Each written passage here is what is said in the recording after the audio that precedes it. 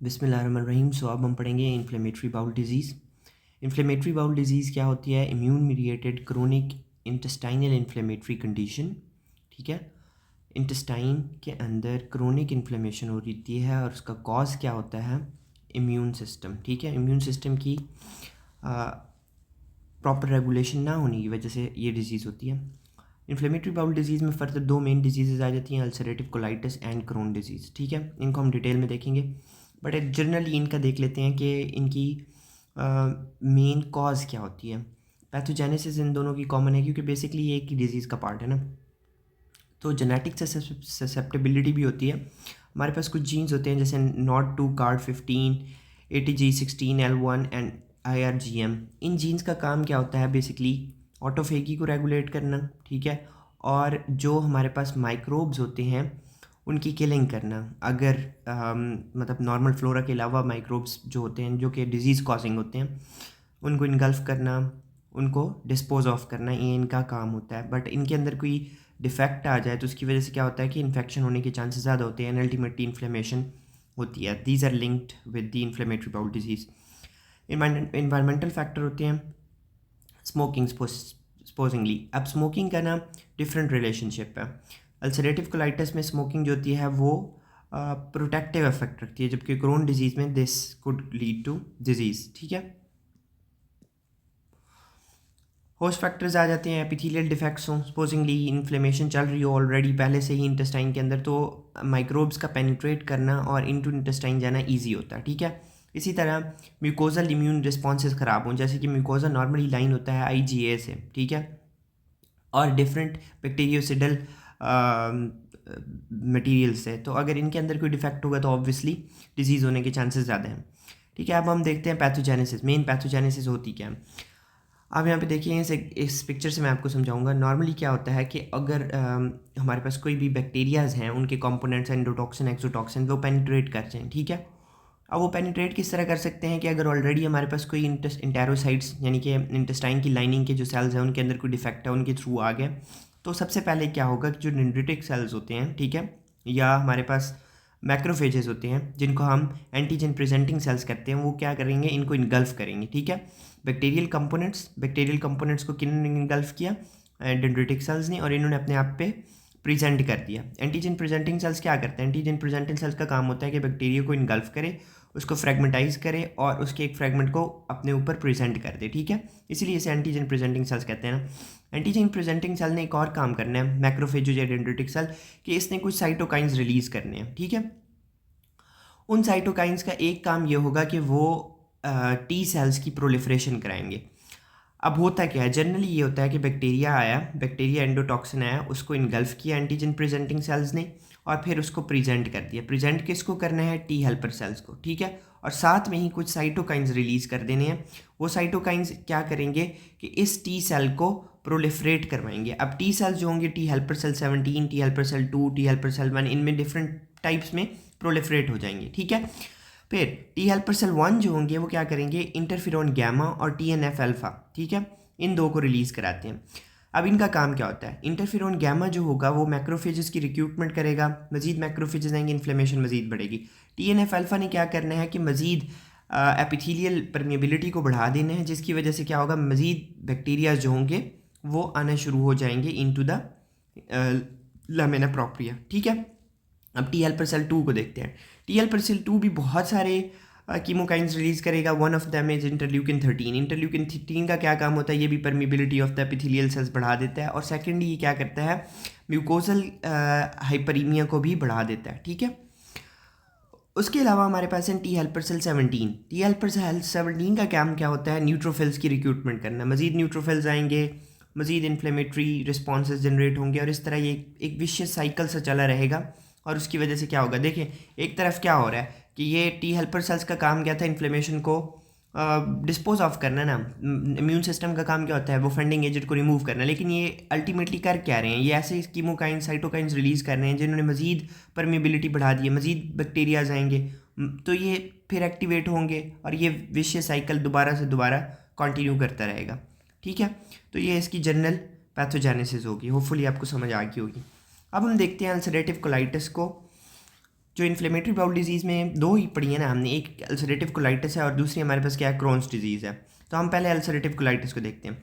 Ulcerative colitis is a severe chronic cryptic destructive, ठीक है। अब क्रिप्टिव डिस्ट्रक्टिव का क्या मतलब है, हम मॉर्फोलॉजी देखते हुए मैं आपको एक अच्छे से एक्सप्लेन करूँगा। क्रिप्ट्स क्या होती हैं बेसिकली, एपिथेलियम आपने देखी हुई है। तो ये जो डिप्स बन रही होती है ना, ठीक है, हम इस तरह स्ट्रक्चर्स बनाते हैं ना, तो ये जो डिप्स होती हैं इनको हम क्या कहते हैं, क्रिप्ट्स। तो ये क्रिप्टिक डिस्ट्रक्टिव डिजीज़ है, अल्सरेटिंग है, ठीक है, अल्सर्स बनाएगी। इन्फ्लेमेटरी ऑब्वियसली है, और इसका कॉज क्या होता है, इम्यून सिस्टम मेनली, ठीक है। So it's a severe chronic cryptive destructive ulcerating inflammatory bowel disease, ठीक है। Clinically associated with bloody diarrhoea, ये अब एक फाइंडिंग होती है जो कि आपको क्लिनिकल सिनेरियो में अक्सर मिल जाती है। उसके अलावा this disease is limited to colon and rectum. एक और डिफरेंशियल पॉइंट है। थर्ड कि स्मोकिंग इज़ अपेरेंटली प्रोटेक्टिव, ठीक है। तो अल्सरेटिव कोलाइटिस में हमने 3-4 चीज़ें पढ़ी हैं। अल्सरेटिव कोलाइटिस में होगा क्या, अगर आप बाउल देखेंगे हमारा इंटर कोलॉन किस तरह होता है, ठीक है। ये असेंडिंग कोलॉन होता है, देन ट्रांसवर्स कोलॉन होता है, then descending colon, then sigmoid colon होता है, एंड देन रेक्टम। तो this is usually limited to rectum, ठीक है, या कुछ सिग्मोइड कोलॉन तक। अगर ऊपर ये करे भी जाए भी सही तो ये डिफ्यूजली जाती है। डिफ्यूजली का मतलब है कि ये सारी की सारी डिस्ट्रक्टिव होती है, मतलब इस तरह होगा, ठीक है, एक सारे का सारा इन्वॉल्व होगा area. On the other hand जो क्रोन होती है उसके अंदर क्या होता है, स्किप लेजन्स होती हैं, मतलब ये एरिया इन्वॉल्व होगा बाकी ठीक होगा, फिर ये एरिया इन्वॉल्व होगा फिर ठीक होगा, ठीक है। वो डिफरेंसेस में हम देखेंगे। सो आई होप सो यहाँ तक आपको समझ आ गया। मॉर्फोलॉजी देखते हैं। अब आपने यहाँ मॉर्फोलॉजी गौर से देखती हैं, ग्रॉस अपीयरेंस आपको कैसी लग रही है।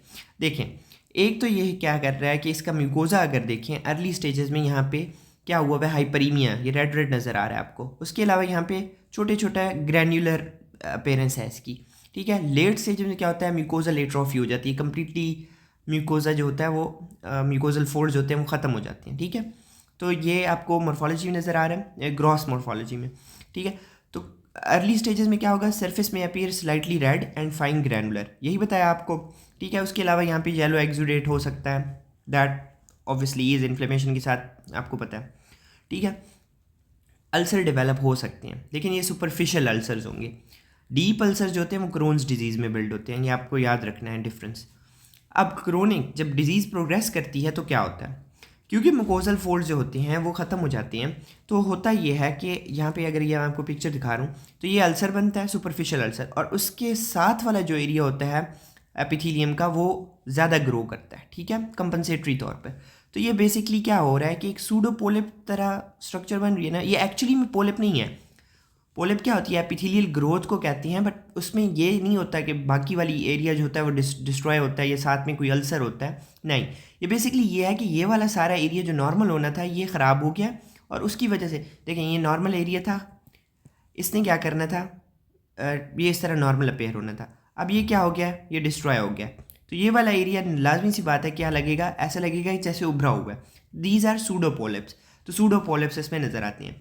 सेकेंडली सूडोपोलिप्स बाद में क्या करते हैं, फाइब्रोसिस होती है और ये आपस में कनेक्ट हो जाती हैं, ठीक है।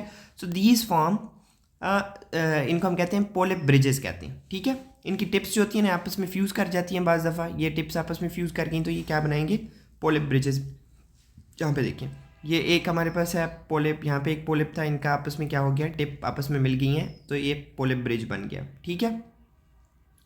अच्छा, अब यहाँ पे देखें, आपको मैंने ये पिक्चर दिखा रहा हूँ, इसमें भी देखें ये एक पोलिप नज़र आ रहा है आपको, ये एक पोलिप नज़र आ रहा है, ठीक है। एक और डिफरेंशिएटिंग पॉइंट ये होता है कि इसके अंदर स्टिंक्चर्स डेवलप नहीं होते। स्टिंक्चर्स क्या होते हैं, बेसिकली ये अगर एक बाउल वॉल है, ठीक है, तो स्टिंक्चर ये होता है कि ये यहाँ से आपस में सुकड़ गई है, ठीक है। ऐसा नहीं होता अल्सरेटिव कोलाइटिस में, ये किसका करैक्टरिस्टिक है, क्रोन्स डिजीज़ का, ठीक है। उसके अलावा इसके अंदर क्या चीज़ नज़र आती है आपको, डिफ्यूज़ इन्वॉल्वमेंट नज़र आती है। मैंने आपको बताया पहले, डिफ्यूज़ इन्वॉल्वमेंट का मतलब है कि अगर ये एरिया है तो ये सारे का सारा इन्वॉल्व होगा, सारे के सारे के अंदर इन्फ्लेमेशन होगी, ठीक है। ऐसा नहीं होगा कि ये वाला एरिया इन्वॉल्व है बाकी ठीक है, ये एरिया इन्वॉल्व है, that is called as skip region, और ये होते हैं किसमें, क्रोन्स डिजीज़ में होते हैं, ठीक है। तो डिफरेंस करके याद रखेंगे तो आपको याद रहेगा। अच्छा, ये मैंने यहाँ पे बनाया हुआ है, सो जितना एरिया भी इन्वॉल्व है वो सारे का सारा डिफ्यूजली इन्वॉल्व है, और ये नॉर्मल उसके साथ पड़ा हुआ है, ठीक है। अब इसकी माइक्रोस्कोपी देख लेते हैं। माइक्रोस्कोपी बहुत आसान है। माइक्रोस्कोपी आप देखें, आपको क्या नज़र आ रहा है, यहाँ पे देखिए इन्फ्लेमेटरी डिजीज़ है ना, तो इन्फ्लेमेटरी डिजीज़ में क्या होगा, यहाँ पे बहुत सारा न्यूट्रोफिल्स, मैक्रोफेजेस, मोनोसाइट्स आपको नज़र आ रहे हैं, मैक्रोफेजेस नज़र आ रहे हैं, प्लाज्मा सेल्स नज़र आ रहे हैं, ठीक है। तो ये सारे के सारे पड़े हुए हैं आपके लैमिना प्रोप्रिया के अंदर, ढेर सारे पड़े हुए हैं, ठीक है। उसके अलावा अगर आप देखें तो यहाँ पे जो अल्सर हैं दे आर सुपरफिशियल अल्सर्स, ठीक है। They are limited to mucosa and submucosa, they are not going in to the muscularis, ऐसा ही है ना। थर्ड क्या हो रहा है, क्रिप्टिक डिस्ट्रक्टिव डिजीज़, मैंने आपको डेफिनेशन में बताया था। इसमें होता यह है कि आपकी जो क्रिप्ट्स होती हैं उनके अंदर न्यूट्रोफिल्स चले जाते हैं और वो वहाँ पे क्या कर देती हैं, क्रिप्टिक एब्सेस क्रिएट कर देते हैं, ठीक है। इसको हम क्रिप्टिक एब्सेस कहते हैं, ठीक है। तो क्रिप्टिक डिस्टॉर्शन हो रही है, क्रिप्टिक एब्सेस बन रही हुई है, सही है। तो इन्फ्लेमेशन जो होती है वो क्या होती है, म्यूकोजा एंड सब म्यूकोजा तक लिमिटेड है, ठीक है। म्यूकोजा जो होता है वो कंजेस्टेड नज़र आता है, वहाँ पे एडीमा मिल सकता है, अगर माइक्रोस्कोपिक देखेंगे तो वहाँ पे हेमरेजेस भी नज़र आ सकते हैं। क्रोनिक इन्फ्लेमेटरी इन्फिल्ट्रेट्स आपको मिलेंगे ढेर सारे। क्रिप्टिक एब्सेस का मैंने आपको बता दिया। उसके अलावा क्या है, ग्रैनुलोमाज नहीं मिलते, जो कि किस में होते हैं, क्रोन्स डिजीज़ में होते हैं, ठीक है। वो मैं आपको बताऊंगा, वहाँ पे नॉन कैंसरिंग ग्रैनुलोमाज होते हैं, ठीक है। और इसके अलावा सूडो पाइलोरिक मेटाप्लेजिया मिलता है। बेसिकली नॉर्मली होना ये चाहिए था कि यहाँ पे इंटेस्टाइन में यहाँ पे गॉबलेट सेल्स आपको मिलने चाहिए थे कुछ ना कुछ, ठीक है। वो यहाँ पे नहीं है, यहाँ ऐसा लग रहा है जैसे स्टमक की एपिथीलियम है, ठीक है, वैसी ही नज़र आ रही है। सो सूडो पाइलोरिक मेटाप्लेजियम मिल रहा है आपको, सही है। गॉबलेट सेल और म्यूसिन यहाँ पे नहीं मिल रहे। So this is morphology. इसको आप इस तरह भी याद कर सकते हैं कोल्ड टिप के साथ, अगर आप निमोनिक आपको पसंद है तो। So you can easily learn them. Hopefully आपको ये समझ आ गया होगा। क्लिनिकल फीचर्स देख सकते हैं। अच्छा, अब क्लिनिकल फीचर ने मैं कंपेयर करके बता देता हूँ। यहाँ पे जो पेन होती है दैट इज़ क्लोएकी पेन, ठीक है, क्लोएकी पेन, जैसे कि स्टोन्स में पेन होती है। और क्रोन्स डिजीज़ में कैसी होती है, क्रैम्पी पेन होती है, ठीक है, एब्डोमिनल क्रैम्प्स। यहाँ पे जो डायरिया होता है that is usually bloody diarrhoea.